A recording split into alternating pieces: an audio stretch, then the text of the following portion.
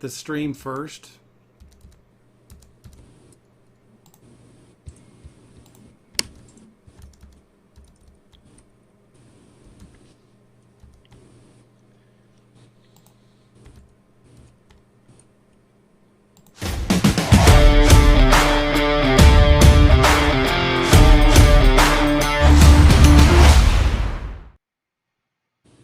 My man, Brady, we had some technical difficulties on my end, so that's why if we're running a few minutes late, that is my fault. And you can tell by how flat my face looks. Usually when we come in, you can see all the horrible contours and features that make up my face. I don't think you can see them as well today because of the camera. So give me some good news. I'm flustered trying to get everything working. Give me some good news. How was your week one? Tell me you made some money. You take down a tournament. You nail all your cash games. How'd it go? Yeah, it was a pretty good week one for me. Had a ton of Devontae Adams. He absolutely went off. I was looking extremely good. I was thinking maybe I might get a takedown into single entry. I had Joe Mixon going into the later games. He did not do as good as I thought he would, but overall it was a profitable day for me, and I'm really looking forward to getting into this week too. Yeah, so let's kick off with the chalk, because it looks like we're going to have Atlanta versus Dallas. Dallas 4.5-point favorites, a 53-point total that has been on the rise. That to me, this appears to be very clearly the chalkiest game. Dak Prescott, probably the highest owned quarterback, paired with Amari Cooper, seems like the highest owned receiver. How do you approach a game that is such a smash? Like, it is very clear that this Atlanta secondary is trash, got absolutely diced by a good quarterback in Russell Wilson, but that he still diced them apart. One of his better games, in my opinion. Can Dak Prescott do the same, and are you playing him at what seems to be absurd ownership? Yeah, I like this game quite a bit. All around, I like tons of players. This is going to be one of my highest exposure games. And I think Dak's a really good play at 6,800. I think that's way too cheap for him. You know, with the upside going against Atlanta with a 52.5-point game total, which I believe is the highest on the slate. But so I will have some Dak. I think is a fine cash play because he is going to have a nice floor against this defense. But I also like Matt Ryan at 6,600. I played him last week, and I'm going to play him again this week. He had like 450 passing yards last week. Only one touchdown, though, but in a game where the 52.5-point total was there, I think the touchdown upside is going to be there, and we know we are getting 50-plus pass attempts for Matt Ryan. And he's also stackable with guys like Ridley, Julio Jones. Hayden Hurst is someone I want to talk about. He did not have the best day last week, but I don't see that, continuing. I think he's going to bounce back against this Dallas defense, who is really bad against the tight end. So I really like that Ryan to Hurst stack there. I stacked Ridley and Matt Ryan last week. It worked out absolutely fantastic. And on the Dallas side, yeah, you can go Dak. But I really like Elliott as well in a game that's projected to score this high. I think Elliott's a fantastic play. He's able to catch the ball. He's able to score. And then Amari Cooper at 6,300 is just way too cheap. I don't really understand that. He had a good game last week. I expect the same thing here against this Atlanta defense. So lots of ownership for me in this game. Yeah, last week we saw that the chalk game was Russell Wilson facing Atlanta, and it hits. But I think for me, the lesson to be taken away is that you don't have to bite into all of that chalk to, one, get exposure to the game. You could have done it essentially with a Chris Carson and then Calvin Ridley and gotten a lot of the fantasy points that were scored because of the concentration of touchdowns. And two, just because something's chalk and it hits doesn't necessarily make it the winning build. The winning builds were all Devontae Adams stacks with Aaron Rodgers running it back with Adam Thielen. That was the way you won, and I believe the Millie Maker winner ended up winning it with a Calvin Ridley bringback, or a Calvin Ridley Greg Olsen stack, and not necessarily the whole game. And I think that's how I want to approach this game specifically, is that I think I'm frozen. I don't know. Can you hear me? Yeah, I can hear you. Well, I can't tell if I'm frozen or not. I'm frozen on my screen, and I'm frozen very excited looking, which is great, because I'm excited about this game. You are. But I'm excited at playing it if I'm stacking it, I'm probably going all the way. I'm going Amari Cooper, Dak Prescott, Michael Gallup, who I think his ADOT, he had a 15 ADOT in week one. It's 1 week, but I do like to see that kind of usage. He's going deep, and he's going to make splash plays. So for me, that's probably how I'd attack it. I would go all in because I think the ownership you'll get is going to be basically concentrated on simple Dak Amari Cooper, Dak Michael Gallup. I don't think people are going to appreciate that this game, if it hits 70, 3 receivers on the Cowboys could be the way to attack it. It would be if it hits like 70 total points. So for me, you either have to go all in or you get minimal exposure. You get Zeke and you hope he punches in 3 rushing touchdowns and no one else scores. So that's probably how I choose to attack it. And I think you can run it back on the other side with Calvin Ridley, who, like we saw last week, has big touchdown upside. In his 2 seasons with the Falcons, he's had a higher touchdown rate than Julio Jones in both seasons. So for me, he's the touchdown scorer on that side.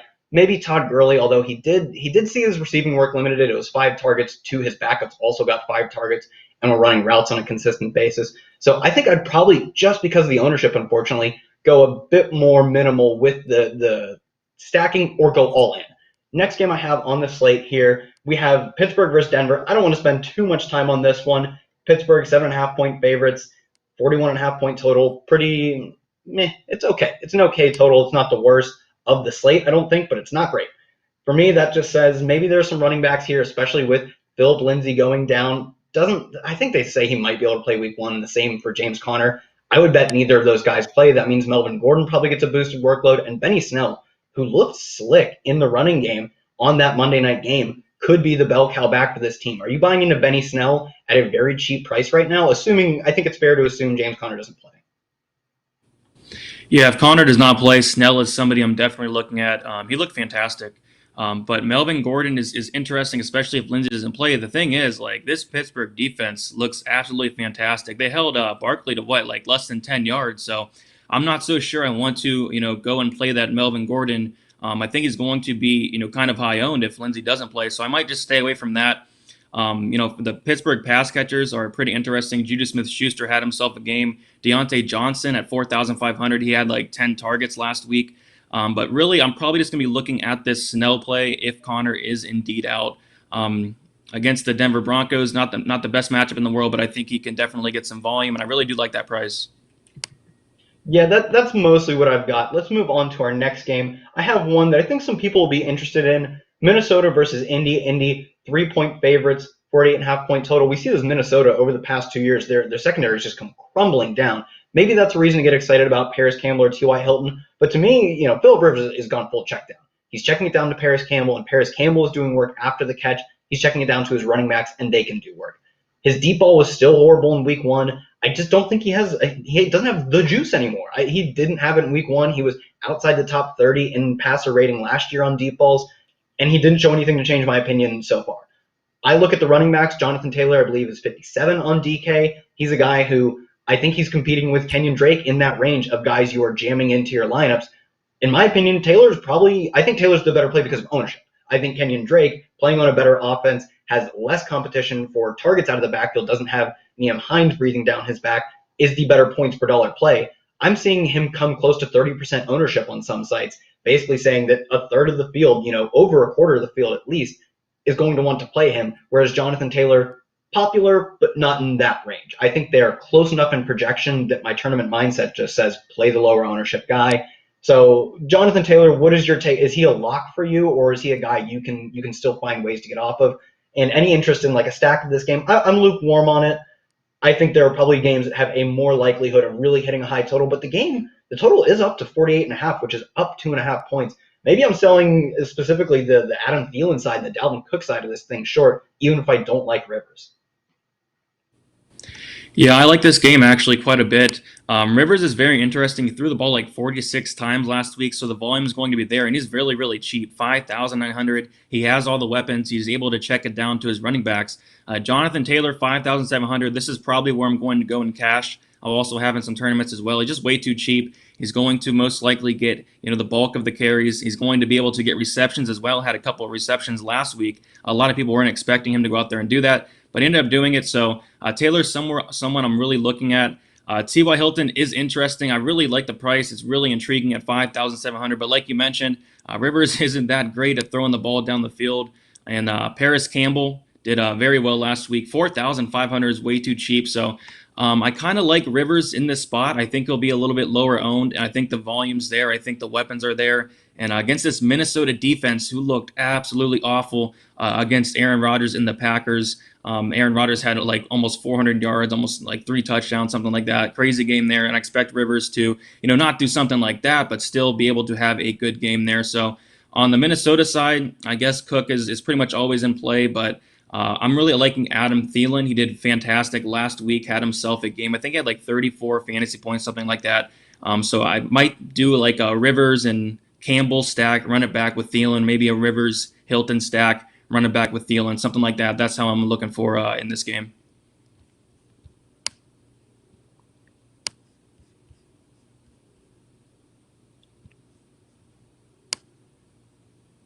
Are you there? Looks like we lost Kyle. The audio and the visual. Oh boy. So I guess I'll take it over until he comes back. Yeah, fire away. What's the next game you want to go over?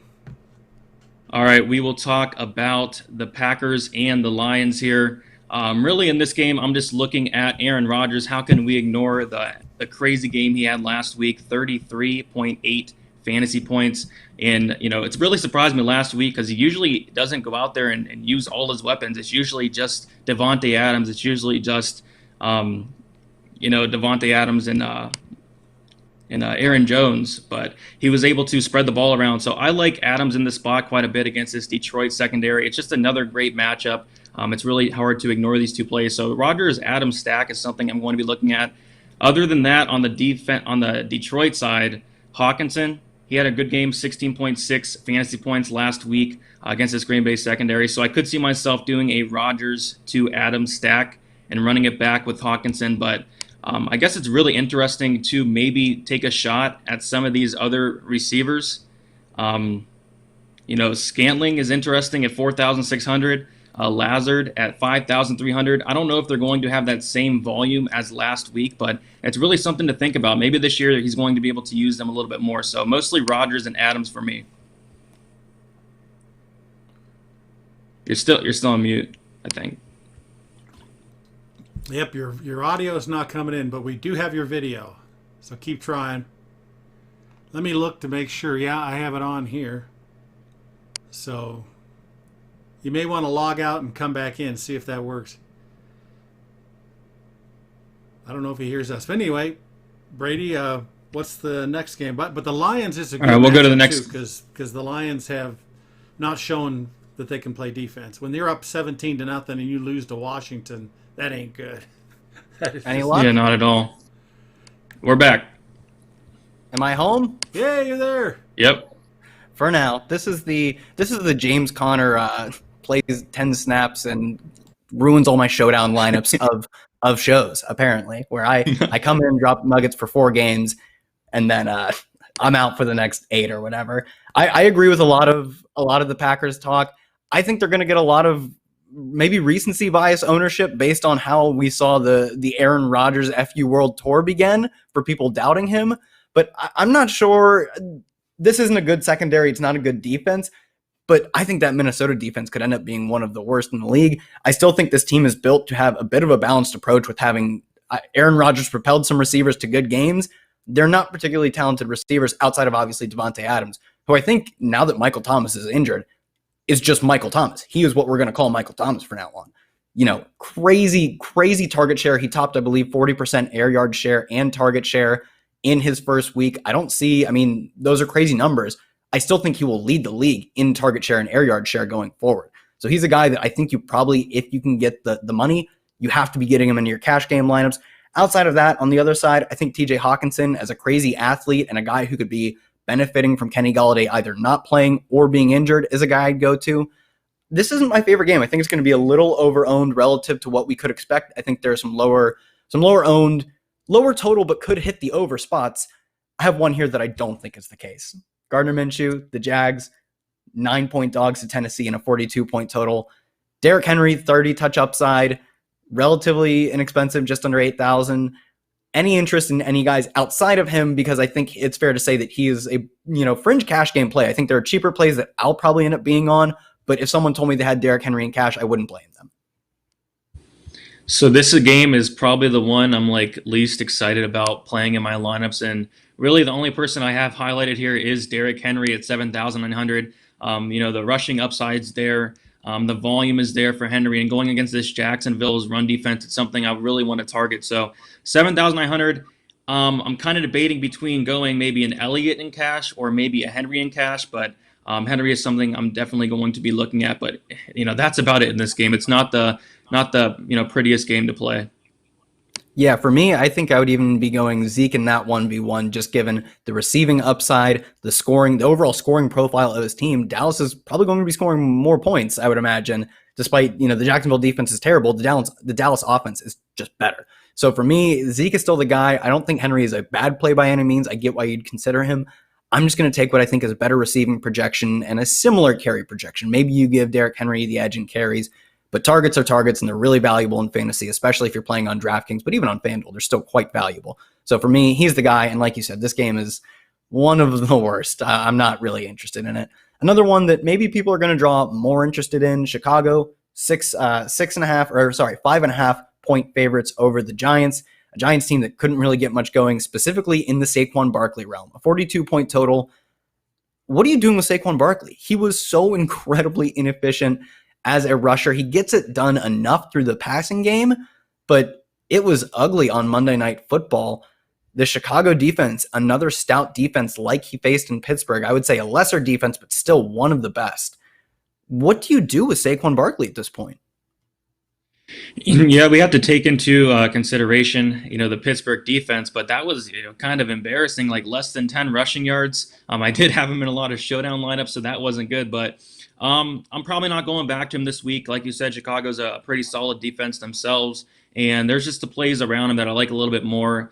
Zeke, I like Henry a little bit more than Barkley, but I think if you want to get different, and I don't think many people are going to go out there and play Barkley because of that performance, and he still has that upside. He has the pass catching upside, he has the touchdown upside. So maybe if you want to, get kind of a lower owned play in that high tier, I think you could go Barkley. For me, really in this game, I like Robinson. Last week, he did not do as good as I thought he would do. I think he had like 12 points, was not able to find the end zone. Trubisky, I had some Trubisky actually. I think he had like 24 points, was pretty solid for his price. I might go back there this week against this Giants defense who is just not that good whatsoever. Trubisky is 5,500. I do like the Robinson sack, so I will be playing that in a couple lineups. But other than that, not too interested in that in this game here. The Giants receivers are very interesting. It's just hard to tell which one's going to do good. Slayton 5,000, Shepard 5,500. You have Golden Tate if he plays. It's just really hard to tell which one's going to go off on any given week. So that's about it for me on this game. Yeah, I think you could go to Robinson. Maybe forgetting. It's crazy to say I don't know if I'm still on. It's crazy to say that playing Saquon could be different. But I think it will be different, which is absurd. But I think if you can get Saquon at low ownership, you have to have a sprinkle of him. I'm not going overboard, but I will have some Saquon. You can probably run it back with Robinson. Next game I have here, Tampa Bay versus Carolina. Tampa Bay, 9.5 point favorites, a 47.5 point total. That total has come down just a bit since opening. The Bucs look bad. Like, they did not look good in their opener. What do you make of this Bucs offense? For me, let's start at the top. We have Chris Godwin now comes up with concussion. He didn't show symptoms on Monday and Tuesday, as far as I know, and then Wednesday he enters concussion protocol. It seems unlikely that he plays on Sunday. It's typically not that short of a turnaround to come out of concussion protocol when you enter it on Wednesday. I don't think we'll see him, although no guarantees. Mike Evans played. He saw 6 targets, 2 of those get nixed by penalty, so it looks like 4, but he wasn't crazy far off from Godwin's 7 when you consider the fact that 2 of those don't show up on the stat sheet. So for me, Evans is playing at a capacity enough that I can consider him. I don't think he's extremely limited by this injury. He's not 100%, but on the outside then you get a guy like Scotty Miller, who's a bit small, but he runs like a 4.44, I believe. He's a burner, and he was a college producer as well. Any interest in this passing game against a terrible Carolina secondary? I don't really know what to do with this Bucs offense. I was expecting them to do a lot better than they did on Sunday there, but Ronald Jones at 5,200 kind of interests me. He got the bulk of the carries. I think he had like 17 carries, and against this Carolina defense, that's something I do want to target there. Scotty Miller, like you said, if Godwin doesn't play, I'm just going to lock Scotty Miller into my cash lineup, 4,100. Tom Brady likes the slot, and I like Scotty Miller quite a bit. So at that cheap, he's going to get the volume. And I really don't know what to do with Mike Evans. He was kind of playing not 100% on Sunday, but he's priced at 6,400, which is very intriguing. And if Godwin doesn't play, I think Evans turns into a fantastic play there. Even if Godwin does play, I think Evans at 6,400 is very viable. On the Carolina side of the ball, McCaffrey at 10,000. I don't know if I'm going to go there this week, and it's a lot because the Tampa Bay Buccaneers running defense is very good. Number 1 in the league against the run. They were able to hold Alvin Kamara pretty solidly in the running game, but Kamara had like 2 touchdowns. So I think McCaffrey can still score, and I still think he can get receptions and has that reception upside, but 10,000, I'd rather just pay down for Zeke. I'd rather pay down for Henry, other guys like that. Edwards-Helaire. So I'm probably not going McCaffrey this week. And other than that, Robbie Anderson had himself a game, 28.5 points, 5,200. DJ Moore, 6,300, I think is a little too cheap. But, this game's tough because I do want to have ownership to it. I just don't know where my ownership's going to go yet. I still want to hear, more about if Godwin's going to play. I want to hear more about if Evans is going to be like 100% or close to it. So I'm just going to be waiting for the news throughout the week. Yeah, on the Tampa side, I would imagine we see my lean is no Godwin and Mike Evans, number one receiver, as much as he is physically capable of it. But because of that, I think we're going to see almost a 1B Scotty Miller. So he's a guy that, I'm jamming him in if we get this news. Other than that, on the other side of the ball, Carolina, Robbie Anderson getting a lot of hype after going over 100 and a touchdown after being trapped on a terrible Jets team for years.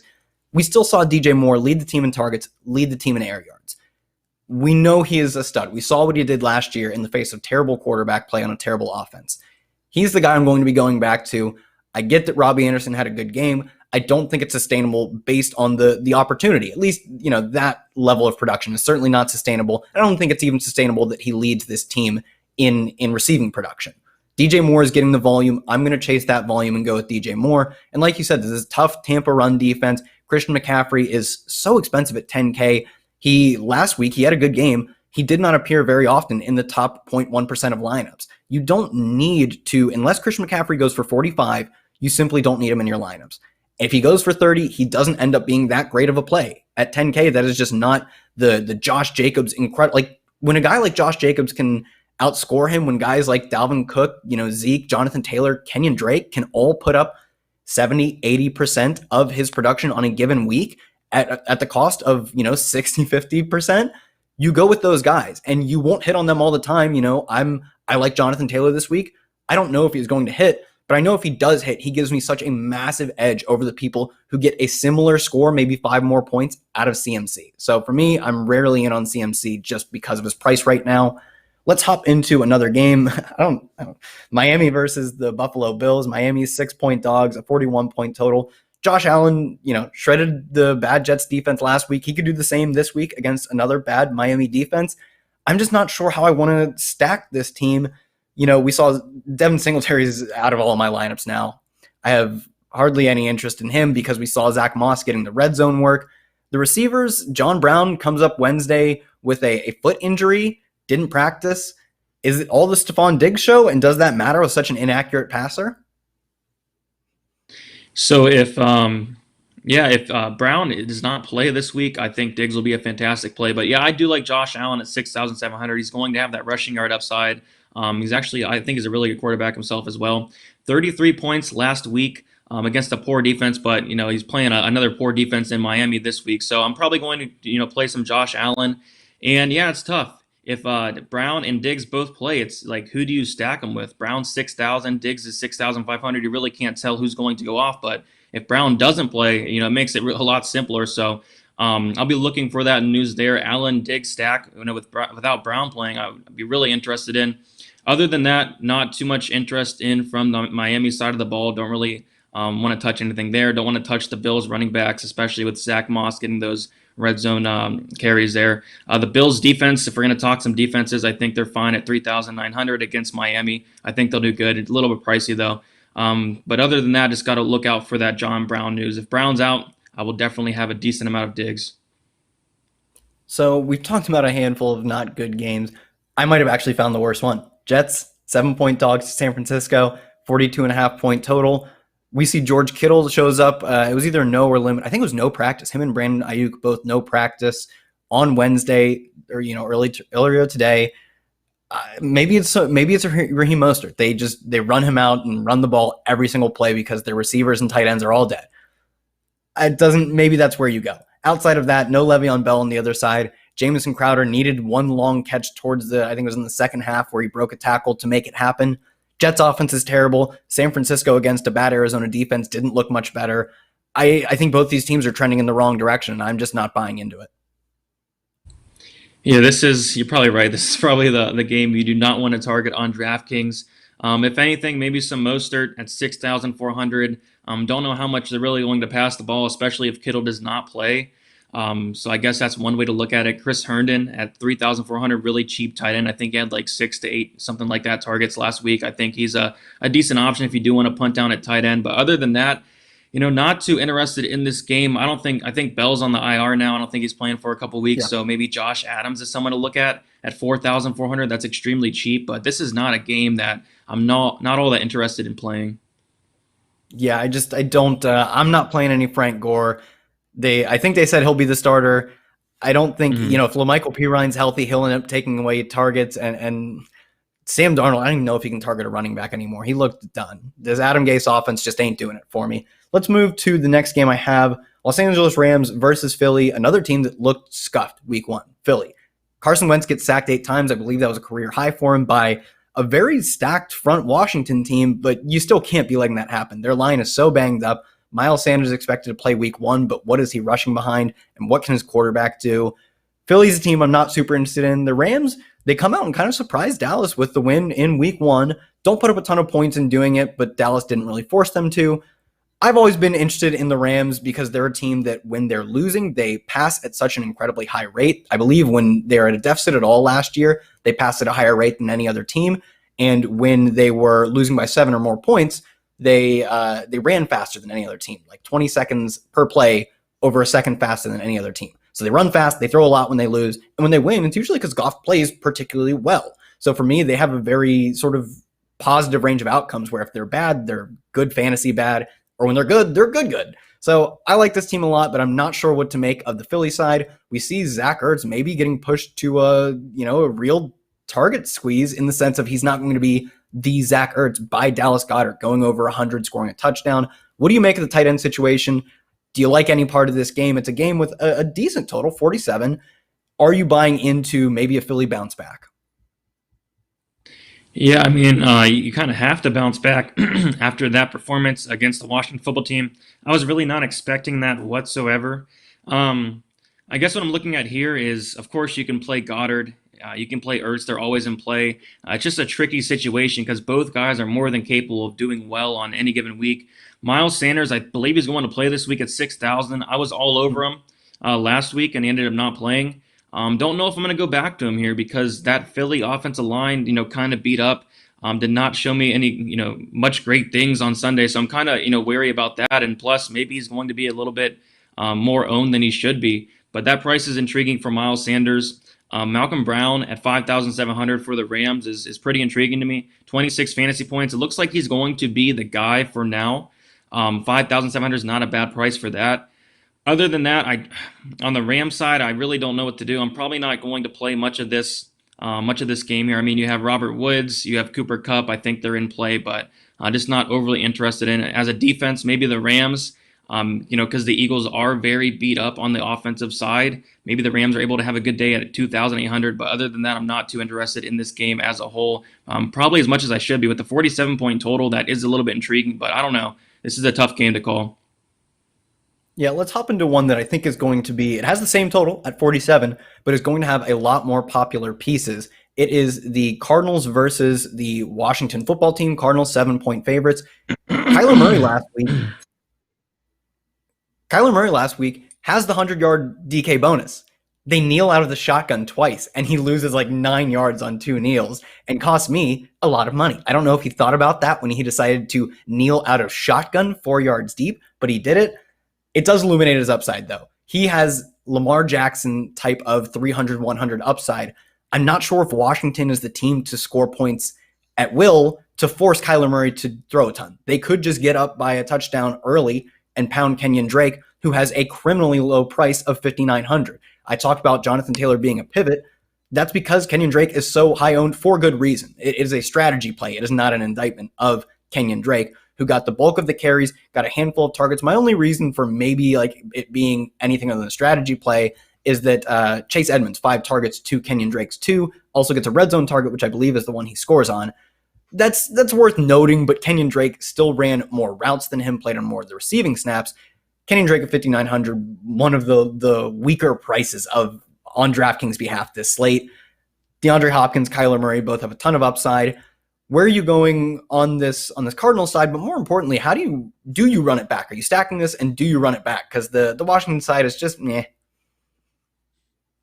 Yeah, I actually like this Cardinals side quite a bit. Kylo Murray is probably where I'm going to go to in cash. 6,100. He's going to have that rushing yard upside, that rushing yard floor, and he's a beast. And going against this Washington football team defense, who did look great last week, but I think that was a lot of because of the Eagles kind of being beat up on the offensive end, missing a lot of players. I think Murray's going to have a lot of success through the air, especially with some decent targets like DeAndre Hopkins. Shout out to you, by the way. You called that DeAndre Hopkins. He was way too cheap last week, and he absolutely went off. I think he had like 32 points. So I do like that Murray and Hopkins stack. As for running it back, it is pretty tough to do that, but I think there are some options. McLaurin at 5,900 did not have the best game last week. I think he had like 11 fantasy points last week. I think he's a fine option here against this Arizona defense.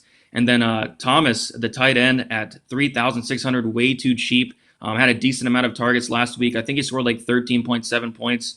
So that's someone else I'm looking at if I do want to, stack and bring it back with a couple options there. And then, of course, we got to talk about him. Kenyon Drake, 5,900, absolutely way too cheap in this offense. I know the Washington football team does have a very good defensive line, but he can do it in the passing game as well. I think he'll have a fine game. I think he'll be able to find the end zone as well. So a game I really have some interest in, especially from the Murray side. I'm locking him in cash. He's just way too cheap, and I like the Murray Hopkins stack in tournaments. Yeah, I have 2 points. Logan Thomas led his team in air yards and targets last week. He's a guy who I think is just still. I think he could be this year's like Darren Waller, where we just never adjust to how much of a target hog he is on a team that has Terry McLaurin, who's really good.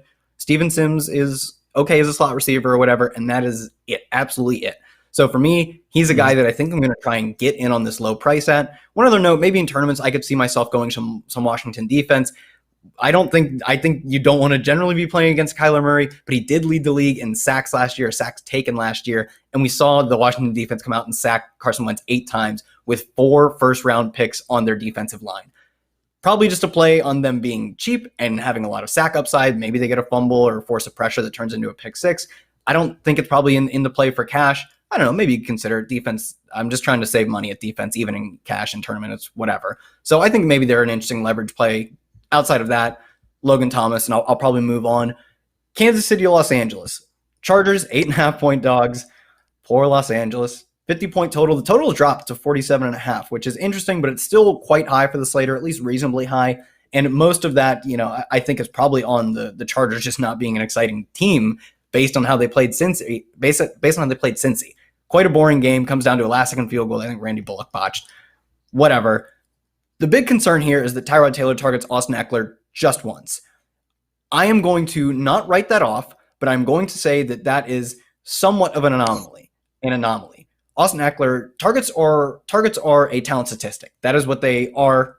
I'd say running backs can be scheme targets a little more easily than a receiver can, playing on the boundaries against good corners, but they are still a matter of, LeGarrette Blount is not a good receiver. He doesn't get targets. Austin Eckler is a good receiver. He does get targets. He'll get less with Tyrod Taylor, but this team is supposed to get absolutely buried by the Chiefs. One of the biggest spreads of the week at 8.5. That means more dropbacks for Tyrod Taylor. Some of those will convert to targets to Austin Eckler. I think he's a guy you can buy low on.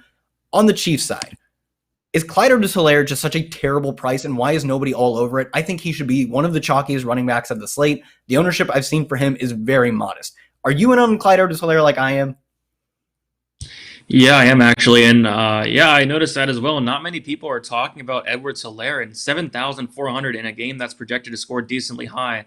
I'm really high on this guy. He's able to score the ball, and we all know about the Chiefs running backs. They typically do very good no matter who's there, and he's very talented as well. I guess the only concern I had was the goal line work for Helaire. He had like 8 opportunities to get into the end zone, and he was not able to get like any of them. I guess that was a concern, but hopefully he's able to get into there this week because I do like him quite a bit. Of course, you can always go Mahomes. I guess the concern would be they are like 8.5-point favorites. Maybe they get up too high and they start running the ball a little bit more.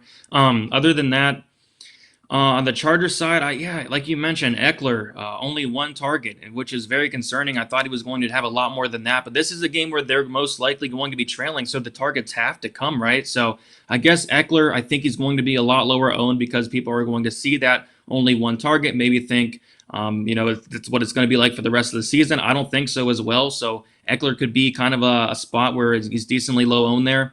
Keenan Allen, 5,900, I think is way too cheap for a guy in the caliber of himself. Against this Kansas City team where they are going to be trailing, where they are going to be throwing the ball, most likely quite a bit. So, yeah, Allen's somebody I'm looking at. And then Sammy Watkins really surprised me. I don't know if it was like a one-game thing or anything, but he had 9 targets, and he was looking really good. 7 receptions, 82 yards, and a touchdown. I don't know if that was just like a week 1 thing. I'm assuming it's going to be, the Hill show and the Kelsey show most weeks, but Sammy Watkins really surprised me. Yeah, Sammy Watkins, I believe, led his team in targets and air yards. And it's not like that's going to happen sometimes. Not often, but sometimes, because he's clearly the number 2 receiver on this team. Outsnapped McCole Hardman and Demarcus Robinson. He ended last year playing, I believe, over 80% of the team snaps in all of their playoff games. They view him as their number 2. Whether that's the smartest thing for them to do with McCole Hardman or not, I don't know.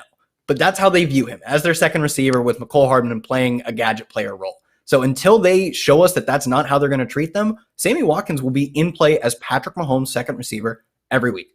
Let's move on to our last game of the main slate, Houston versus Lamar Jackson and the Baltimore Ravens.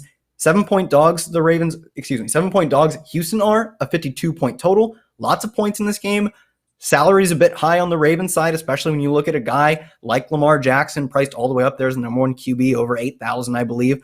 What do you do with a guy like Jackson who is so expensive but has, I'll say, like that Christian McCaffrey upside? You're paying for upside.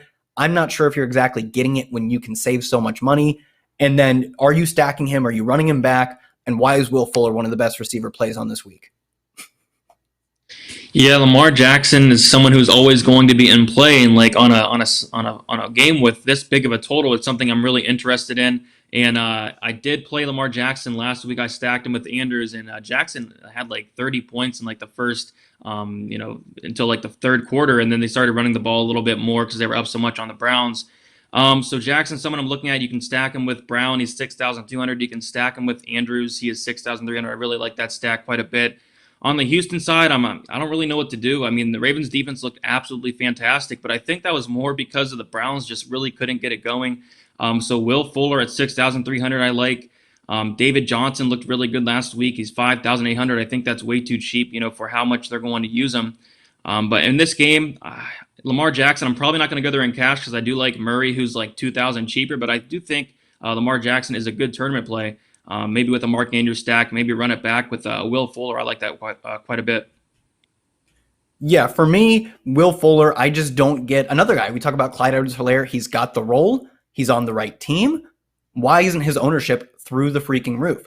I feel that way with Will Fuller. Will Fuller, I believe, is 6,300. Last week, 32% of his team's targets, stunning 45.6% of his team's air yards. He is both getting all the targets, and all of those targets come deep, or at least a lot of them. Those targets coming from Deshaun Watson, an incredibly effective thrower at all levels of the field. I don't get why people aren't. Is it just the defense? And I get it. It's a great defense. But like you said, I think we are overreacting to how good that defense was based on Baker Mayfield looking like absolute garbage. I love Baker. I will openly admit it was such an incredibly bad game from Baker. Oh my God.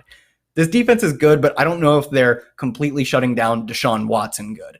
And if they're not shutting down Deshaun Watson, he is so intrinsically tied to Will Fuller that I think you can even stack Watson and Fuller, run it back with a guy like Marquise Brown. Seems like it'll be low owned for a guy like Watson who has so much upside, and Fuller as his team's true like alpha number 1 receiver.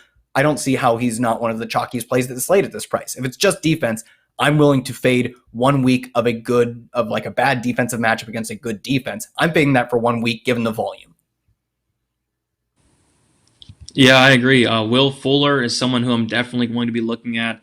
Just way too cheap. I mean, the number 1 receiver on Houston. And I think they're going to be, coming from behind a lot of the game. I think they're going to be passing the ball a little bit more. Maybe some garbage time upside for Fuller. And he has that big play upside, something you really want in tournaments. So Fuller is definitely somewhere I'm going to be going in tournaments. All right, give me your favorite stack of the week. I'll drop mine, and then we can drop out of here. Favorite stack of the week. Let's see. Let me see. Man, I want to say Rodgers and Adams. Bring it back. I think they're going to do it again against this defense. I'm going to go off the board by a lot, I guess. go Tyrod Taylor, Mike Williams, Austin Eckler, run it back with Clyde Edwards-Helaire. I think this is one of the most underrated games of the week. I don't love Tyrod Taylor, but I do think playing against the Chiefs gives any opposing offense enough upside to just attempt 50 passes, or 50 dropbacks for Tyrod could be 40 and 10 carries. So for me, that's where I'm going to have over the field. I don't think it's going to take very much at all to be over the field on those guys, which is why I like it so much, and it has a ton of upside. Guys, I think that's going to do it. I think that is everything. Emil, let me know if we have any questions or anything. You can drop in, and we'll try and answer those before I cut out, unfortunately, again. So if there's nothing, you can drop in. If not, I think that's going to do it. Yeah, there were a few earlier that I already answered that you talked about, so we're set. We are set. Hopefully my camera works next week and I don't have to cut in and out. But between all the cuts, I hope we dropped a ton of nuggets. I hope we help you guys win your cash games, your GPPs. You can find us on Twitter. Hit us up there and ask us any questions that you missed or didn't get to ask here. You can find us at Kyle Tweets here for me and at DFS_numbers for Brady. We will catch you guys next week on the Wednesday show. And don't forget, we have ownership on the website, so take a look. It's fresh already this week.